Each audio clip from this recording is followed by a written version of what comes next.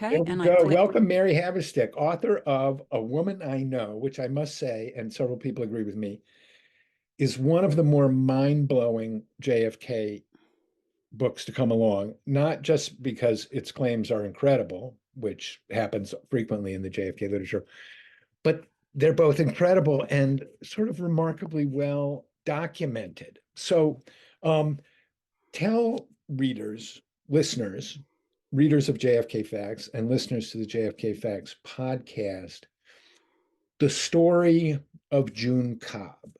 And I'll preface that by saying my understanding before I read your book, and which has been modified by your book, is that June Cobb was a CIA source, informant, agent, active in Latin America, Cuba, and Mexico in the 1960s. Um, an informant for David Phillips, who was chief of operations, both in Miami and in Mexico City, and was prolific at penetrating leftist groups, Fidel Castro's government, that sort of thing. So an interesting character, to be sure, and figures in my first book, Our Man in Mexico. But you bring a lot more to the story. So tell us who June Cobb was, and kind of you talk about A Woman I Know, which is a reference to June Cobb. But what's the story behind June Cobb that you tell in A Woman I Know? Well, first of all, Jefferson, thank you for having me on the podcast. I've been looking forward to speaking to the JFK community for a very long time, and I've had a lot of information under my hat until I was ready to debut this book. So it's a thrill to be here, and I'm excited to talk about June. I believe that June Cobb was a long overlooked character in the JFK assassination saga. Now, you and a few others, a small handful of others, did look into June Cobb. And when a person initially looks into June and even looks into her to a moderate extent, they find that, she appears to be a benign figure. She was in Cuba. The story says that she was brought on to the CIA. I've heard the word asset used. She was an employee. She was brought on as an employee. She had a case officer. She had pseudonyms. So in my view, she was a full-blown CIA agent. I do not see this distinction being accurate after having spent 12 years in her file, that she's a low-level agent. But the story told in her file is that she is a low-level, at first, kind of an informant who was an American who had a lot of access to Castro. And the story is that she supplied the American government with a lot of information, as you said, about leftists, first in Cuba, where she was, and then when she moved to Mexico City, which, by the way, was basically a restationing by her CIA handlers. This was not, Yes. oh, gee, she's on a little trip there. The file kind of tries to pass it off as such. But at any rate, by 1961, through 1966, she's stationed in Mexico City, and she's very much working for the CIA as a full-blown employee down there. So I think what happened, Jefferson, is when I came to know a woman named Jerry Cobb, which was my conduit, which is a different woman than so-called June Cobb, supposedly. And when I came to know that the woman I was profiling in a film, Jerry Cobb, had really problematic and suspicious overlap in her entire biography to the CIA agent known as June Cobb, I began to investigate the woman I know, which is Jerry, but I also began investigating June Cobb. And I was so much more motivated to do this because I was looking into a person that I had invested a lot of time to profile the story of Jerry Cobb, NASA pioneer, early feminist trailblazer. And I was doing that story. Tell people, just give us a little capsule biography. So we've talked Yeah, about June Cobb, the CIA agent who worked in Cuba and Mexico. And now you came to this story by looking at a different woman right. named Jerry Cobb. And Who was Jerry Cobb? I'm a filmmaker, and I have some cachet in the film industry, and I'm able to I've cast an Oscar-winning actress. I've worked with Liam Neeson, so I have some real connections when it comes to getting a movie made. And I had gotten this story from Jerry, her real true story of her becoming the first female astronaut candidate at NASA. Didn't get to fly, but fought for her rights in 1960. She was an older woman who I had paid her money with some investors to do her story, so I had legal access to her story. I was visited at my office by a woman who briefly befriended me, who was a Department of Defense worker in espionage. She never said the word CIA, but where, what else would that be when you're fighting the war on terror? At any rate, this woman warned me, basically, in no uncertain terms, that the materials I had at my office about Jerry the aviator were actually highly classified documents that needed to be in a vault, her words. Well, that made me look into what was wrong with the story that I was trying to do a $15 million film on with major A-list actresses. You can't involve people in a story like that if you have foundational problems, which Right. I began to wonder about.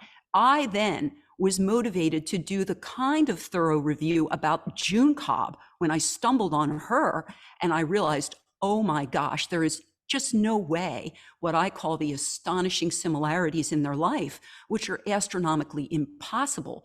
Things that they'd both traveled to Cuba. They'd both, at the same time, they'd both been in the Amazon jungle at a time when almost no white people had been there in the 50s. They're both women from Ponca City, Oklahoma. They're the same description. On and on and on, the similarities went to the point where I went to confront Jerry. Is she June? That's my chapter 1 of the book. So I was motivated to do what I think no JFK researcher before me was motivated to do, which was to do a deep dive at the National Archives, get every scintilla of paper on June Cobb and find out who June really was, and to look at that file a bit more skeptically than perhaps others have, and is certainly in greater depths than anyone else has ever done. Yeah, no, that's why I was very intrigued by the book, because I thought I was somebody who knew a lot about June Cobb, and I do know a lot about her, but the angle that you cast it in, makes me think twice. Maybe I didn't have a good understanding. So I want to keep this real clear for people. So in the book, Mhm. you explore the similarities in the biographies between Jerry Cobb and June Cobb. And I thought it was very interesting that David Phillips said that June Cobb had a twin sister in aviation. I thought that was a very revealing comment and made me think maybe Haverstick is really on to something here. So to summarize, and at the risk of oversimplification, what you believe is that Jerry Cobb, the pioneering female astronaut, was actually used as a CIA agent under the name June Cobb. Is that a fair summary of what? So when it takes a long time in the book where the reader goes along with me to learn, and many books have been written about double identities and how spies use them. I think the Jerry June investigation that I conducted reveals to a great extent how complicated a duality like that can be, because there is a woman named June Cobb who lived in New York City, and I write extensively about her. She's the one that claims to be the CIA agent. I don't know, which is another discussion, who the other authors, I've never been able to figure out for sure who the other authors who contacted June Cobb of the CIA, who they spoke to. But the bottom line is, I feel that in my book, I've virtually proven that Jerry Cobb at least utilized the name June Cobb. After all, in, I believe it's chapter 2 of my book, I detail at great length a witness who knew June Cobb, and it was the CIA June Cobb because of the circle she was in and the circumstances. And she identified a photograph of Jerry Cobb as the woman who she knew as June.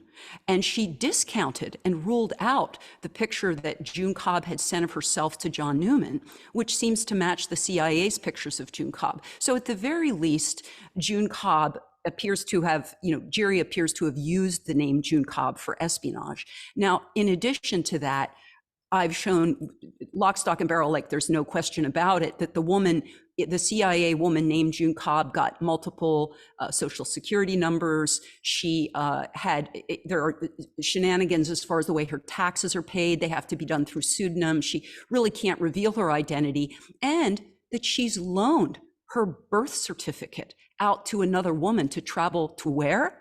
To Cuba, which was her major spy target. And then Jerry Cobb admitted to me that, of course, she knew a ton about June, but that Jerry knew Fidel Castro from interviews I did with the woman I know. So I believe it's the woman I know who is actually on the operations in Cuba that are detailed in the CIA documents under the name June Cobb. And I just want to point out, this is not unusual in espionage. Think back to the Enigma program, where when the Brits had cracked the German code in World War II, they could never put that to paper. Well, I Yeah. believe that the same situation could pertain to our CIA files. When we have our most valued operative on Fidel Castro, the primary source on him, the woman who's gotten the most information in there of anyone, and the woman who is, by the way, in my chapter 7, I prove that it's June Cobb who's making deliveries to Juan Orta, the assassin that the CIA lined up to get rid of him. And she makes deliveries to him on the same exact day that the CIA said that they were delivering poison pills to the assassin, which they agree is her boss, Juan Orta. So that story is one of many that indicated to me that June Cobb is not a benign actor. And she's also working for William Harvey. I think that's another piece of the puzzle that other researchers, you had to dig deeply to find out that June Cobb, to a great extent, and her case officer answered to William Harvey, and they answered to Harvey on the Juan Orta operation specifically. Yeah. So that is a big kettle of worms that contradicts a lot of the CIA's testimony. And that's hard to refute in my book, because I think I have 72 documents that tie June Cobb to Juan Orta. And these are direct dated documents during the same time frame the CIA is attempting to get the assassination through him operational in Cuba. Yeah, so I think June Cobb's connection to Bill Harvey and June Cobb's connection to the Castro assassination plots are new and significant revelations about her. But I just want to stay on the duality of Jerry Cobb and June Cobb, just so that we're clear about what we're talking about and people can follow us. So what you're Yes. saying is that June Cobb was somebody who worked for the CIA and had a relationship with them, and that Jerry Cobb worked for the CIA and had a relationship with them, and she would undertake missions using the name June Cobb. Yes, I believe that CIA agents that are very deeply placed on things like assassinations, which are completely deniable, and probably other covert operations, use many names. And I think we already know that's a given, right? We're not surprised to learn that a spy might use a name. But what my book really shows is this instance where Jerry certainly appears to be using another woman's name, and that woman exists. So it's a borrowing of an identity, which, if you think about it, is very elegant, because then that gives you this alibi. It's also a security factor that if Castro wants to search out this June Cobb for a retribution, he'll see that, oh, the one living at the address calling herself June Cobb doesn't appear to be the lady that was, trying to attack me. It's a very interesting construct, and it can be limited. It can be, you could utilize one of these identities for a period of decades. I think there's a lot about double identities and how they're utilized in the agency that I was only beginning to scratch the surface on, and that I believe might be the key to the Kennedy assassination in total. Yeah. So let's start with the Castro assassination plots. The Mhm. way the story is told, for example, in the Inspector General's report, and often in the literature, is that the CIA, there's a policy approval of the idea of assassinating Castro. A couple of CIA officials huddle and say, we might as well tap the mafia guys because they know Havana. And Mhm. introductions are arranged to Sam Giancana and Johnny Rosselli, and that poison pills were passed that never made it to Castro's table, but that was the outstanding plot, and that a man named Juan Orta, who was close to Castro, was the person who was going to deliver the pills. And so what you're saying is what about June Cobb's role in those ostensible events? I'm really glad you bring that up, because I think that's chapter 7 in my book. And I think that's one of the biggest discoveries that maybe the average person won't understand the significance of, but JFK researchers will. And my methodology was a little bit different than some, because I looked at the CIA's documents and I said, if it's after the fact, if they've tried an assassination and now they're talking about it in past tense, that's where they're most likely to be lying. And I'm going to believe, to a greater extent, the documents that I call the real-time documents. In other words, if the assassination attempt is happening from December to April in 1961, 60 to 61, which is coinciding with the Bay of Pigs, then let's see what those documents say about Juan Orta. Okay, and there's 0 documents that I was able to find. Maybe some listener will send something to me. But in real time, I was unable to find this mob story in real time, that they had anything to do with sending pills and all that. That appears to have started, and I call it the Office of Security story, where an outfit that usually protects the security of an operation, but doesn't usually conduct them overseas, they started to tell this story, which, according to their purview, could just be a cover story to cover what just happened. Now, what just happened is that they developed 72 pages of documents where June Cobb was instructed to be able to find a path, a delivery path, to get a letter to Juan Orta. Then June Cobb works with her case officer, and we learn it's under the oversight of William Harvey, to figure out, how to get Orta and his family to defect. Well, ultimately, after his assassination program attempt, he did a defect. Ultimately, he took the exact same path that June Cobb proposed that he take in her letter to him. And then in the documents that I have about June Cobb, we see that June's case officer was offering modern day $250,000 to Juan Orta for this maneuver to defect. That is not what was paid to defectors, right? Most of them wanted to get out of there. That appears to be a possible payment for the assassination attempt. That's my theory. And I believe the mob may well have been used as a cutout or an intermediary, but ultimately so they could take the blame after the fact. But, you can just tell it's a lie, what was said by the CIA officers in their testimony, because they acted like they didn't know who Juan Orta was, and that it was the mob who introduced them to the concept of this guy, Juan Orta.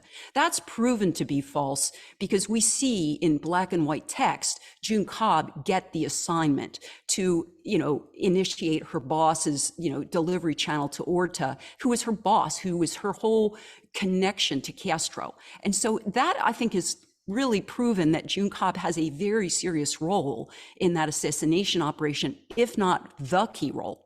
Yeah, just I want to give viewers, listeners, a little bit of background. You mentioned the Office of Security. The Office of Security is the internal police force of the CIA. They're supposed to secure property, vet personnel, but like you said, not run operations.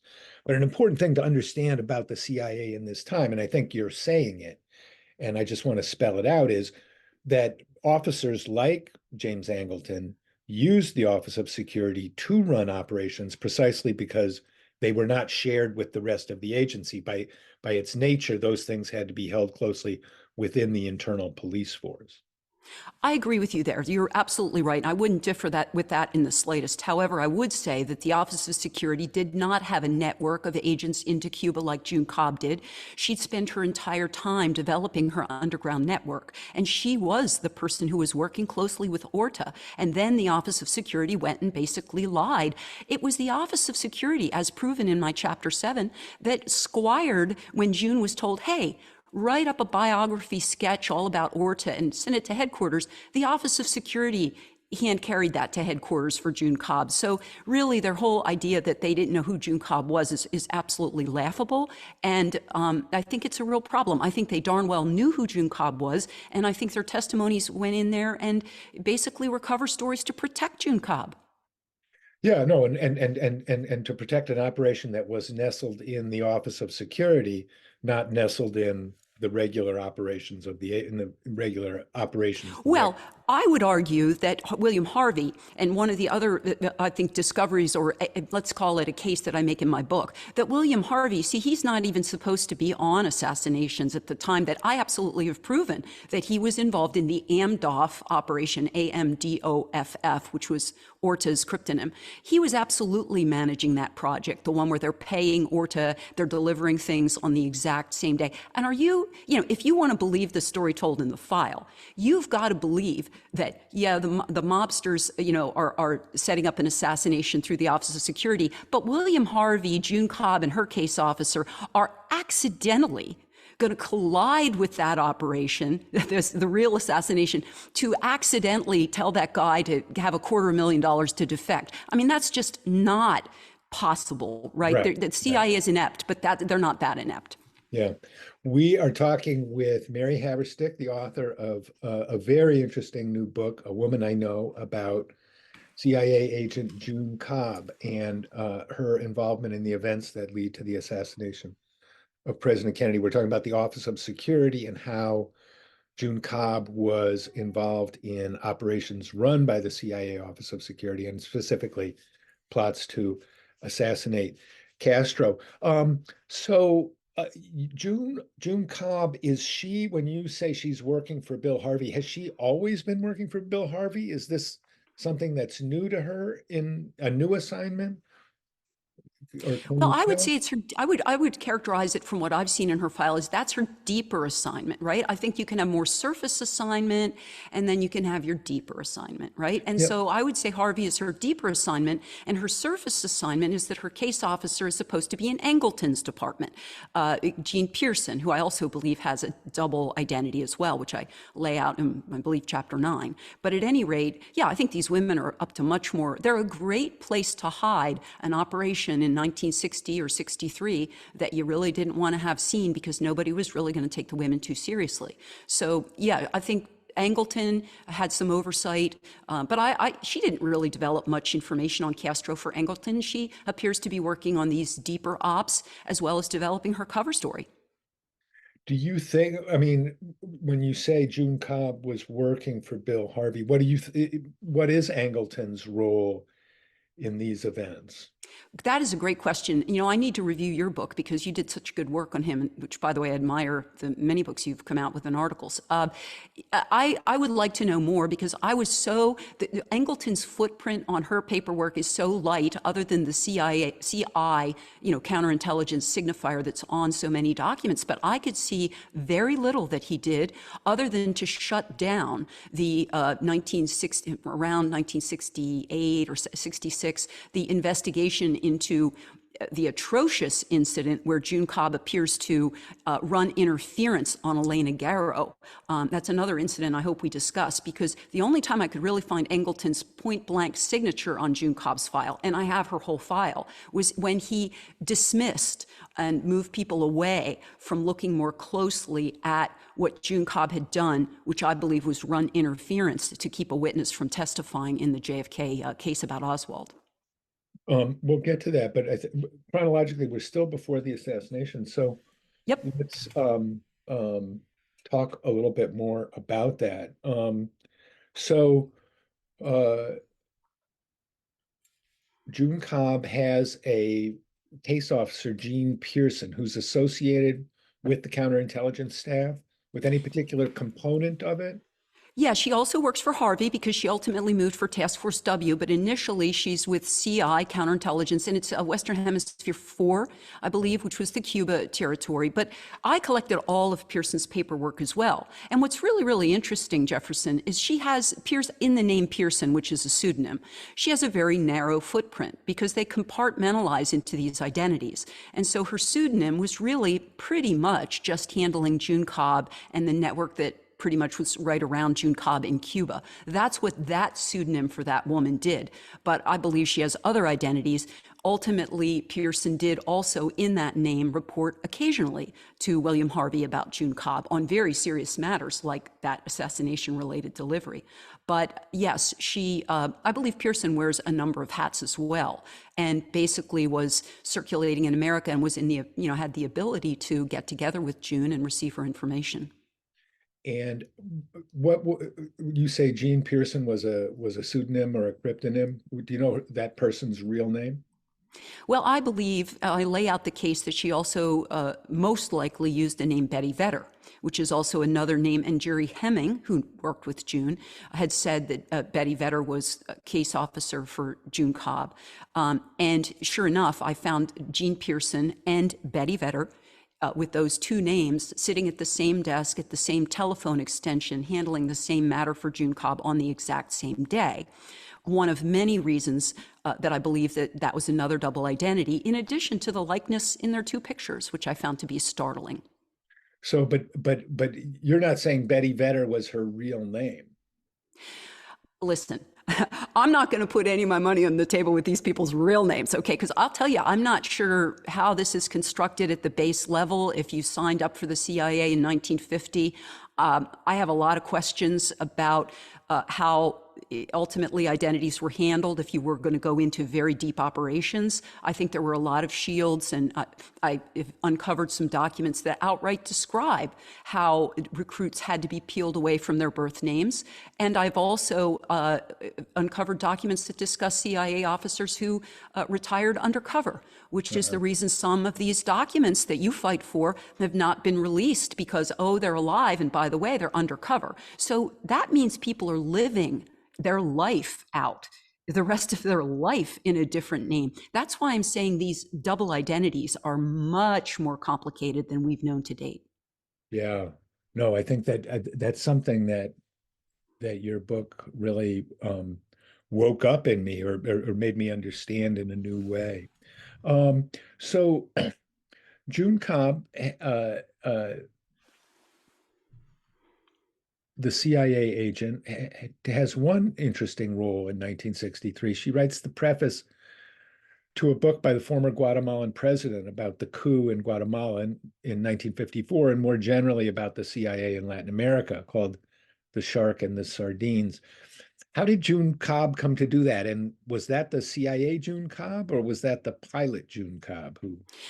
You know, I think it's really important that I don't overstate areas where I'm not 100% certain. And I'm not sure. There are two women. There's a June Cobb of New York, who must have been signed up with the CIA, as, you know, I believe these double identities were locked down in that way, that both people, you know, she's agreed to hand over her identity. It's a duality. We already know she hands her birth certificate to another woman to go to Cuba. That was testified, you know, in her CIA testimony. So she does this. So I don't want to overstep and say absolutely who did exactly what on the ground. It is my belief that Jerry did an awful lot of this work on the ground, because I found a witness who, you know, who was right in the circles where June Cobb reported to, and that person identified Jerry's picture. But in each individual instance, I would be overstepping, you know, my knowledge base to say, well, could the woman in New York have translated something and typed something up as part of the operation? Possibly.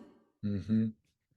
Let me just. Could she have flown and been the person to meet with the, you know, possibly? I mean, I don't believe, though, I'll tell you this much. June Cobb is not a good actor. When you look deeply into her files, she's troubling. She's not this benign, nice little lady that almost everybody's written about her and said that she is, right? That's very, very important. As I found several instances where she just has to outright be a troubling person, not the least of which is, you know, being involved in assassinations or intimidating witnesses. So if that's the case, everybody to a one who has spoken to the woman in New York City who claims to be June Cobb. I call her the June Cobb of New York. That's who you're supposed to go to when you look for June Cobb. That woman, everybody seems to love and will defend to the end of the earth that she's not capable of bad acts. She's not, you know, all that deceptive. She's certainly not a go-getter who's, you know, going to get into trouble. The woman I know was an action Jackson. She is pictured in her childhood pictures in, you know, World War II outfits, scuffling around playing war. I mean, she is ready to rumble. She's an aviator and a marksman and a person who really deep down probably wanted to be a soldier. So they're two very different women. And if you're looking for the one that's getting into trouble, I would certainly nominate the woman I know and we should get to the part where the woman I know, when I confronted her about being June Cobb, technically denied being June, but then placed herself at the scene of the assassination in Dallas in November 22nd. And I think that's radioactive. I think if I have one discovery in my life that's the most important discovery I've ever had, it's getting that information from Jerry Cobb, that she was trying to get out of Dallas in an airplane on November 22nd to get the heck out of there under extreme duress. And that story sounded for all the world to me like a getaway flight. Right. Okay. So let's talk about that. Uh, tell tell the story of so you have two women, the New York June Cobb, who has a real relationship with the CIA, correct? I can only assume so. I mean, listen, I'm not clairvoyant. That's what my research is telling me that she must have, because, there's no way you'd place somebody up there as a loose cannon who you didn't have under control under a secrecy agreement. So yeah, I believe she's for sure an agent as well. And she did at least some of the things that are in the CIA file on June Cobb. I don't know. I don't know how much she did, whether her job is to just be a storefront that anybody looks into it. I can't tell you that. I would suspect that her role is not central. I don't think she's the Johnny spy on the ground doing the boots on the ground spying. I doubt that. I think that's the woman I know, because the woman I know knows Castro and told me quite a bit about Fidel Castro. The woman I know can fly in covertly to Cuba. She knows how to evade radar. She knows how to do a short, what they call a stall landing on a beach and get in there, right? So the woman I know is extremely, capable and has a lot of skills that would be very beneficial for some real spying. The woman in New York the woman in New York, after she, surfaced there, let's call it, she never traveled. She never went into international intrigues anymore. She never did any of that. The woman I know is Jerry continued to do that her whole life. And furthermore, when I charted Jerry Cobb's life out on a timeline, and I charted June Cobb as they discussed June in the CIA, my timeline showed that Jerry would have to disappear. Jerry Cobb would disappear from view when June Cobb would surface. And that analytical work that I did showed me to a great extent one body can't be in two places at once. And I think that was a strong indicator to the question we're asking, who did what, that it's probably Jerry doing most of it. That was my conclusion. So Jerry Cobb tells you a story about being in Dallas on November 22nd. She's a pilot. When did she tell you that story, and what did she tell you? In chapter 1 of the book, when I went, because my film, I was very concerned that, is Jerry June Cobb? I've been warned about documents. Something's wrong with the story that I'm going to tell about Jerry, that she's an astronaut. I went and confronted her. I'd been working with her for 2 years. And in an incredibly intense conversation with her, I confronted her about being June. And I didn't accept her answer, her technically no, but she knew a lot about June. When I confronted her, she knew all sorts of things about that June Cobb had spoken at that time to one author, which would have been John Newman. She knew it was a male. She knew where June lived. She knew June was alive. She told me a lot of information about June Cobb, while also claiming that she wasn't June. She also appeared to know that I'd sent one of my crew members to June Cobb's apartment. She just knew so much that it telegraphed to me as I tell it better in my book, but she really telegraphed in that conversation how connected she was to June. And then I was very concerned by the time I sat down with Jerry that she already had so much overlap with June. I felt I probably was talking to June.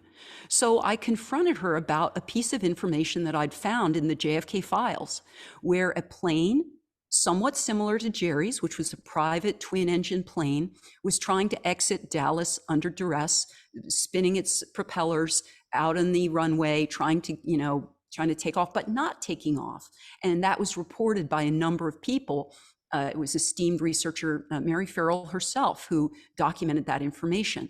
Okay, and so just to be clear, we're talking about a plane sort of warming up on the runway in Dallas at the Redbird Airport. At the Redbird. Tiny little and this was in the wake of the assassination, literally within that half hour to hour or so after, and it sat there, according to witnesses, for a long time, like hours, as they watched the news on television. So I had to wonder, if I'm sitting talking to the real June Cobb, I felt I needed to confront her, like, did she know anything about Redbird? And I asked her, I said, I think June might have been at the Redbird Airport. Because, Dave Phillips said that June Cobb had a twin sister in aviation. He was almost linking the two of them right there. So I felt if I was by chance talking to the real June, I better get to the heart of the matter. And I asked Jerry about Redbird, and she basically fought tears back in an incredibly intense admission. And she said, I speculated it could be June at the airport. And Jerry told me, no, it was her at the Redbird Airport. Then, without me mentioning a word about the story of the plane on the runway, Jerry described the entire thing exactly as had been reported, that she sat out in that runway. She was desperate to leave. She was really scared that the Air Force One would shut down the airspace, but she needed to get out of Dallas. She heard the news the president died, and then she had to wait some more. She got another set of news, and she flew out of Dallas within minutes, literally minutes, or a minute or two before Air Force One took off. And I've done the timeline on that. And the second set of news she would have gotten over the radio or elsewhere would have been Oswald's arrest. So if she were waiting for him to exit that airport, she would need to get out now because he was not going to make it to that airport. Right. So this is really startling scenario, and there's a lot of circumstantial evidence to support it. Let's just go back and look at that a little bit. So you said Mary Farrell and other Dallas researchers had heard the story or knew the story. Witnesses at Redbird had talked about this plane. And do you recall any more about who those witnesses were or where they gave their accounts? The only strong account we have, but it's from such a good source, was from Mary Farrell. And I believe I got this from Dick Russell's book. He may have been the first person to chronicle this small, seemingly inconsequential story. Right. But it pinged me because I looked for, twin engine private planes within the JFK saga. Because listen, why did I do that? Because I was dealing with a woman who appeared to have a double identity with June Cobb, who has thousands and thousands of pages in the JFK assassination investigation, some pages which are very troubling about running interference on a witness, et cetera. So I was concerned that a CIA agent with a double identity could be sitting at the Redbird airport. That worried me, right? Because I don't know if we have in the JFK research community nailed down CIA. Lots of people think the CIA is involved, but how many people have nailed down a CIA agent in Dallas? Really there for sure. Jerry's telling me she was there, and she's describing exactly how. Now, we may have some other stories, but I think mine's as good as any of them. Well, I mean, the fact that that story was out there, the fact that David Phillips alluded to June Cobb's twin sister in aviation, I mean, that in itself was, a door opening for me because, that pointed out that was exactly what you were talking about, Right. that what you're describing is what David Phillips was indicating, or is completely consistent with what Phillips said about June Cobb. So the plane is waiting on the runway, and so the hypothesis is Oswald's trying to get there, and she's going to fly Oswald somewhere. I wondered about that because, as I looked into Oswald's movements, I mean, some of you have so much more knowledge than I did as I entered this, but, as it turns out, Oswald was moving generally in that direction. And he had also tried to get on some buses, which ultimately could have deposited him at Redbird. Most specifically, when he was arrested, he had a bus ticket in his pocket. And even the Secret Service and the investigators took note in a very important document that says, yeah, the ticket he had could have gotten him to Redbird by way of some rules that they had about the bus routes, that if you were a pedestrian, you could be picked up by a bus going to Redbird, and that the Redbird buses did just that. They picked up pedestrians. So he had a ticket that was known to have been potentially one that could get him to Redbird. Right. So then in that scenario, when the pilot, Jerry June Cobb, hears the news that Oswald has been arrested, then obviously the plan is off, and that's why she left. That certainly, that was immediately after she told me the story, which was, by the way, so loaded with emotion of how desperately she had to get out of Dallas. By the way, she also said she had flown in that morning with a crew from Life magazine, so that and she did, provably, occasionally fly Life magazine crews. But in this case, we all know that Life magazine did not have a crew, not any crew at all in Dallas that day. So that was a lie, but Jerry claimed she was there with some cameras, and I believe she was telling me the cover story. So she basically said she was there with Life magazine, but she later told me that assignment was canceled, and that they had to remain there for, because she really never explained what they were waiting for.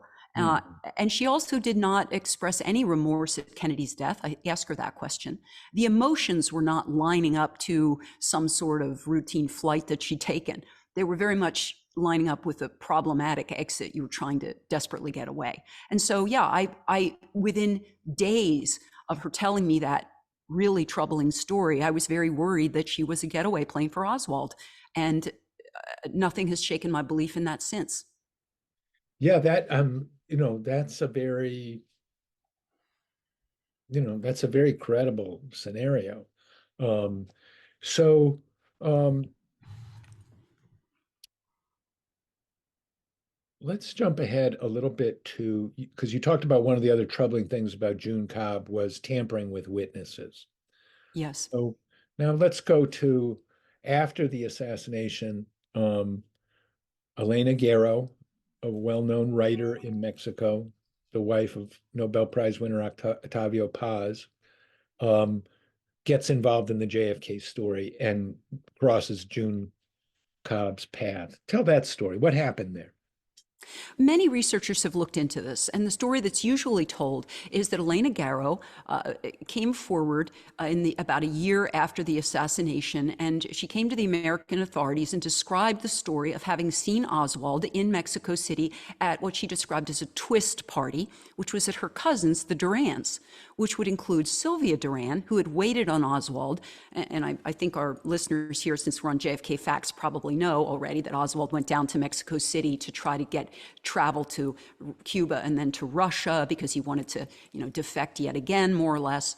So at any rate, this is really radioactive that Elena Garro, this writer, and her daughter, by the way, it's not a singular witness. She was with an adult daughter who was in her 20s. They both saw Oswald at this party. And when the assassination occurred, they identified him from the news clippings. And they were very troubled that he had been with Sylvia Duran, who worked at the Cuban embassy. And they believed, as many people would when they heard those two pieces of information, they put two and two together and assumed that maybe Castro was behind it, because why else would this assassin have been partying at a social event at someone who worked at the Cuban embassy, whereas we all know that's where the Cuban intelligence services would also be housed. Right. So after Elena Garro, but see, here's the things that didn't come out till later, and I think my book goes into in much greater depth.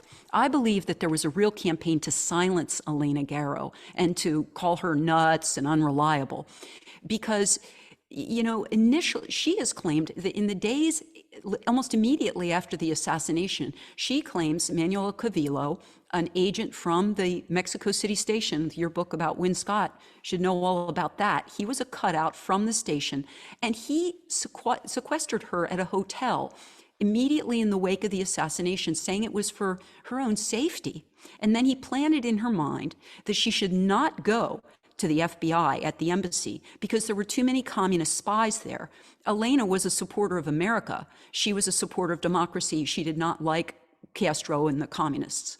So she was on our side, basically, and she was very upset about the assassination. So when the Warren Commission came out with their report, Elena Garro assumed, even though she didn't go to the FBI because she was told not to, she assumed the story would get out there of what she had seen, that the investigators would have found it.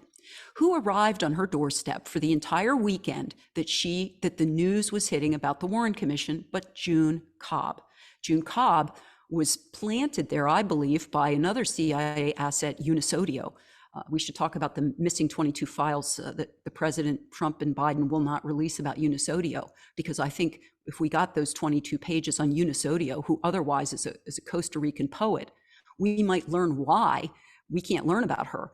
We can't learn about her because if she's a CIA agent along with June Cobb, then they both teed June Cobb up at the Warren Report's release to go intercept the troubling witness, Elena Garro, at her house. So now Garro, I know that was complicated, so you rewind the tape, but there's an important nugget there. So Garro, she had such important information. June Cobb went there, got the women drunk, and then ran to the station and reported what had happened in a lengthy report about what the women knew and who they could identify Oswald was with. This was very important at the time. That Win Scott, who you wrote about, did not forward that important information to headquarters. He mothballed that into a drawer, which is very interesting. New information about Oswald with communists, but let's not tell anybody. That's weird. But what's even weirder is that on that weekend, and John Newman got some great information about this, on that weekend when June Cobb was there with Garrow, got them drunk. Garrow was so hell-bent to go to the American authorities, she went to the airport where RFK was arriving to try to talk to him in safety very directly. And June then unmasked herself to Garrow and says, I'm a CIA agent, and I'll take you to Texas, or I'll take you to the chief of the station, and just do this quietly, but don't go to the embassy, just like Cavillo had told. So that's another warning. Garrow didn't listen to her. Garrow went to see RFK, wasn't able to talk to the man, and then came back in failure and discovered that her cat's ribs were broken and legs smashed. And that has been totally overlooked by every researcher who ever looked at it, because they just say, well, Garrow exaggerated. What if Garrow didn't exaggerate? What if June Cobb threatened her by attacking her cat and it was witness intimidation? And I think the reason it was overlooked is, it's very hard to imagine a woman doing that, or anyone, frankly, doing that, but people do. And people who do aren't good people. Right. So I went on a very big quest, Jefferson, and this is the last very important point. I wanted to know, was Garrow exaggerating, or was there truth to this? And I found my answer in the Princeton University Library, where Elena Garrow was leaving Mexico City in the mid-70s when the investigations were just rumbling around. She was getting out of there due to other problems that had to do with the CIA, trying to leave the country. She thought America was still friendly to her. And who shows up on her doorstep to terrorize her was June Cobb in Manhattan. And now June Cobb snips her phone away from the scissors. This is a letter I discovered that Elena Garrow wrote in her own words about the harassment that was ongoing from June Cobb, who, by the way, continued to work with the CIA up in New York. So this June Cobb that's described in these documents is not a good actor. She's not a good guy. And she's running interference on a very important witness. Yeah. Yeah. So I should just say that this aligns very much with what I wrote in Our Man in Mexico, that a CIA agent, Manuel Cavillo, did, almost kidnapped Elena Garrow, certainly kept her out of circulation, kept her from talking to anybody. Elena Garrow was friends with Janet Scott, Win Scott's wife, and socialized with them. And that was another way that she tried to get the story to the CIA. And like you say, Win Scott, you would think, would be highly interested in Oswald's contacts with communists in Mexico City. And instead he sits on the story and buries it. And I'll say one other thing about that period is Win Scott, while he's sitting on this information that comes to his attention in 64 and after, then launches his own really mini investigation of the JFK assassination. And he and June and Ann Goodpasture go back and compile a meticulous 120-page chronology of all of these events, when you look at that document, you see they themselves seem to be trying to figure out what was going on with Elena Garrow and the Twist Party and the Durans, not because they're going to tell anybody, but just so that they know themselves.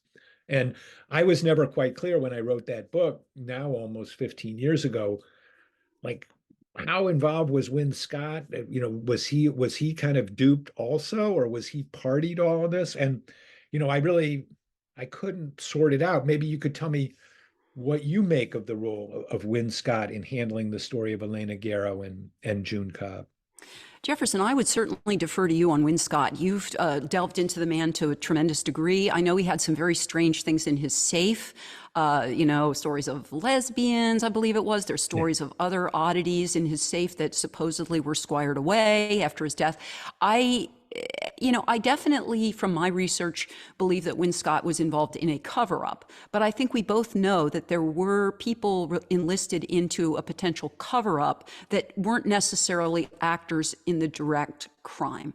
Right. I do think, though, it would be troubling to have somebody in a position, and I do this just from deduction, if you were planning something like this and you had a very shrewd station chief there who might really differ with your plot, would you want to put your any part of the assassination right under his nose that he could then report? So that kind of deduction makes me wonder if in some way he was in simpatico with the idea of getting rid of Kennedy, but that is purely a deductive guess, and I would defer to your thoughts. Yeah, I mean, I guess at the time I wrote the book, I felt like Win Scott was actually had been out of the loop. I think I used that phrase in the book, that there was business going on with Oswald, probably run by Harvey and Angleton, and they didn't tell Win Scott, and he figured it out later, and they had to be very careful around him because he was a true heavyweight. And I think Mm. that's why Win Scott, didn't do anything with what Elena Guerra said. He wasn't going to rock the boat with the CIA, but I also think he didn't know what was going on, which I think is why he and Ann Goodpasture start to study the record and try and figure out, really what had happened. So Well, I'm with you there. I think that one piece of information that would support exactly what you're saying is what happened to Charles Thomas, because Charles Thomas did ring the bell. He was the guy who ultimately got some more detailed reports about Elena Garrow's story, which was why we know quite a bit about what June Cobb did to her. And he was driven out of his job. His family believes it had to do with this incident to a great extent, and he ultimately committed suicide. So Win Scott may have known that there was a heavy price to pay to buck that tide. That might have been a mixed metaphor, but at any yeah, no. rate, he may have been smart enough to know not to do that. And I think there may have been others. And we see it today, even in our current political situation. People go along to get along in situations where you just can't imagine they're doing that. Yeah.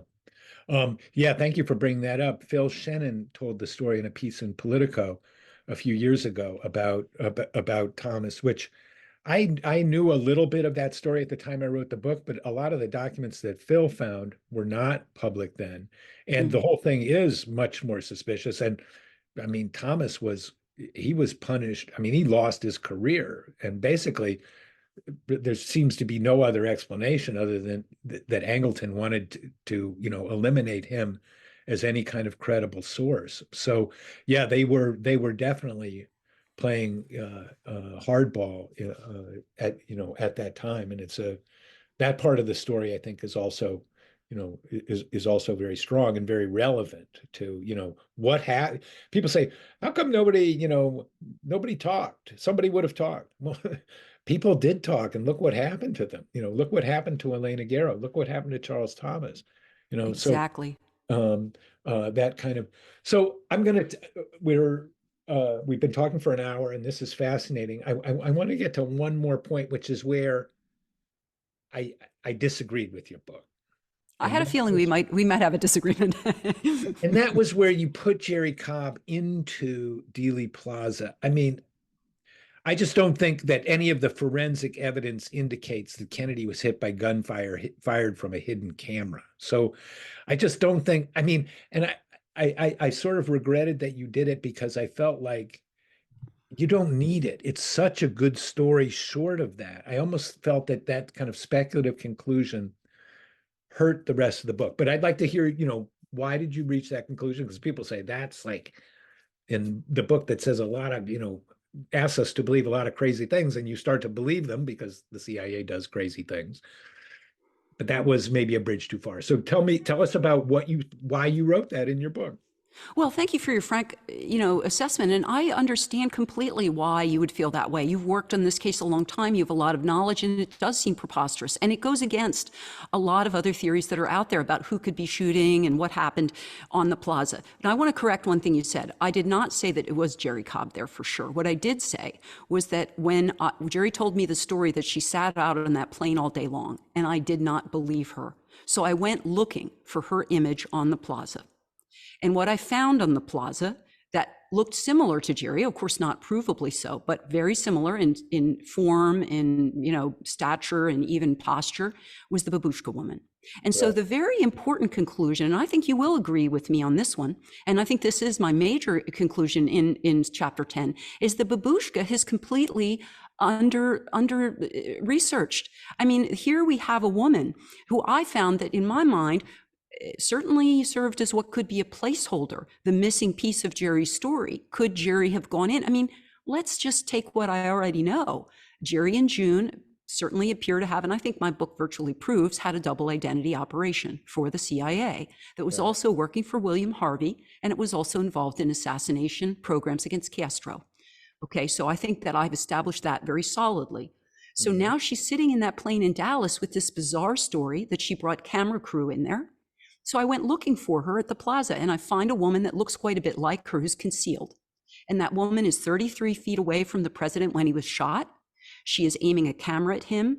And my work on QJ Win, which we haven't talked about, but I did a lot of work on QJ Win, because after all, if June Cobb is involved in the assassination program targeting Castro, as I've shown, then she really is a leading contender for QJ Win, the assassination operation central agent.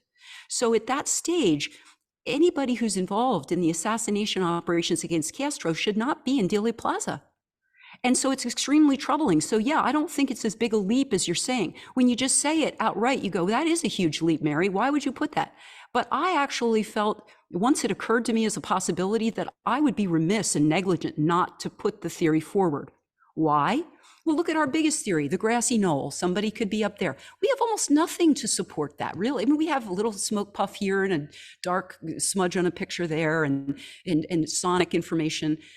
Actually, if you think about an assassination program, and if you were to design one, a concealed weapon is an excellent solution to that problem. And furthermore, a concealed weapon that takes the same angle as the rifle.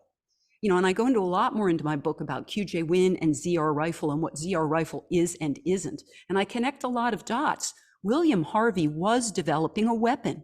That's also proven in the documents. A sensitive and unique technique of assassination. He was working with Gottlieb and others, and I do a lot of connecting of dots in my book about that. So I don't just leap to Jerry's in Dallas. So I think, and also I didn't put this in my book, but if you check out, and our listeners can do this, check out Camera Gun on Mary Farrell. It comes up only a few times. It comes up from Jerry Hemming, who knew June Cobb, and Lyle Stewart, who knew June Cobb. The two primary times in the real-time documents where people discuss the idea of a camera gun, they were in June Cobb's orbit. I think that's very interesting. But William Harvey was coming up with the magic button. And if this was an assassination weapon, and if Jerry June is there with a double identity and is a getaway plane, there's even another document that says how to do in Guatemala, how to construct a CIA assassination. The person doing the exfiltration, you can only have a very small number of people involved in something like that. And the document describes how assassinations should be conducted. And the exfiltration of the individual needs to be also an actor in the plot. You can't afford to have somebody exfiltrating that's not central, right, in these operations. So there's a lot of indicators that the babushka is a possible shooter. I think she's a much more likely shooter than someone from either the Daltex building or from the grassy knoll, which is, by the way, a difficult shot from the side at a target moving quickly to the side. Anybody who's shot a gun knows that's not easy. Shooting somebody going away is drifting away slowly is a much easier shot. A concealed pistol, as I describe in the book, is very well within 1963 technology with scoped concealed pistol. And people were using scoped pistols to shoot like groundhogs at 50 yards. So it is not impossible for that shot to have been made. So I believe that I had an obligation to at least put my theory on the table that A, the babushka should be looked at, B, Jerry should be considered, or June, whoever she was working with. C, that the women who were on Dealey Plaza, many of whom walked out of there and were never questioned. I mean, how on earth did the babushka lady from 33 feet away aiming something at the president when his head explodes in front of her view, how did she walk out of there into history, never to be for sure identified again?